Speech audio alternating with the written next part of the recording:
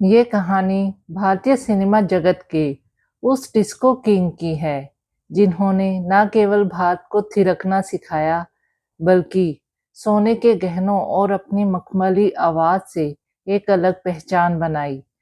ये कहानी है बप्पी लहरी जी की। बप्पी लहरी जी का जन्म 1952 में पश्चिमी बंगाल के जलपाईगुड़ी में हुआ था। उनका असली नाम अलोकेश लहरी था। संगीत उनके रक्त में था। उनके पिता अपरेश लहरी और माँ बंसारी लहरी दोनों ही शास्त्रीय संगीत और बंगाली संगीत के दिग्गज थे। बहुत कम लोग जानते हैं कि मशहूर गायक किशोर कुमार उनके रिश्ते में मामा लगते थे। बप्पी दा ने महज 3 साल की उम्र में तबला बजाना शुरू कर दिया था। 70 के दशक में जब बॉलीवुड में धीमे और शास्त्रीय संगीत का बोलबाला था, तब एक नौजवान ने अपनी सिंथेसाइजर धुनों से खलबली मचा दी। 1973 में फिल्म नन्हा शिकारी से उनका सफर शुरू हुआ, लेकिन उन्हें असली पहचान मिली फिल्म जख्मी और चलते चलते से। लेकिन 1982 में आई फिल्म डिस्को डांसर ने इतिहास रच दिया। I am a disco dancer टाड़ा गाने ने न केवल भारत बल्कि सोवियत संघ, रूस और चीन तक धूम मचा दी। बप्पी दा रातों रात इंटरनेशनल स्टार बन गए। बप्पी दा की बात हो और उनके सोने के गहनों का जिक्र ना हो, ये मुमकिन नहीं। वे ढेर सारे सोने की जंजीरें और अंगूठियां पहनते थे।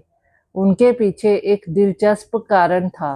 बप्पी दा अमेरिकी रॉक स्टार एल्विस प्रेस्ली के बहुत बड़े प्रशंसक थे।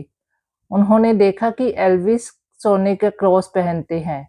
बप्पी दा ने तय किया कि वे अपनी एक अलग पहचान बनाएंगे और सोने को अपना सिग्नेचर स्टाइल बनाएंगे। वे सोने को अपने लिए भाग्यशाली मानते थे। बप्पी दा की सफलता का अंदाजा इस बात से लगाया जा सकता है कि उनका नाम Guinness book of world record में दर्ज है। 1986 में उन्होंने एक ही साल में 33 फिल्मों के लिए 180 से ज्यादा गाने रिकॉर्ड किए थे। एक ऐसा रिकॉर्ड जिसे आज तक कोई तोड़ नहीं पाया।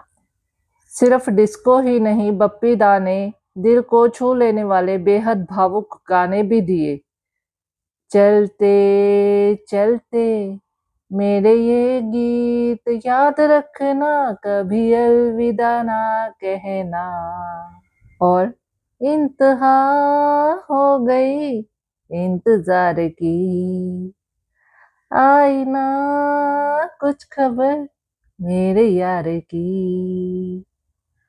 ये गाने साबित करते हैं कि वे धुन बनाने में जादूगर थे। कहानी से सीख। बप्पी दा के जीवन से हमें 3 बड़ी बातें सीखने को मिलती हैं। अपनी अलग पहचान बनाओ।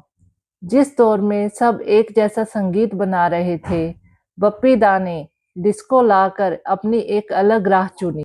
उन्होंने सिखाया कि भीड़ का हिस्सा बनने की बजाय अपनी अलग ब्रांड वैल्यू बनाना जरूरी है।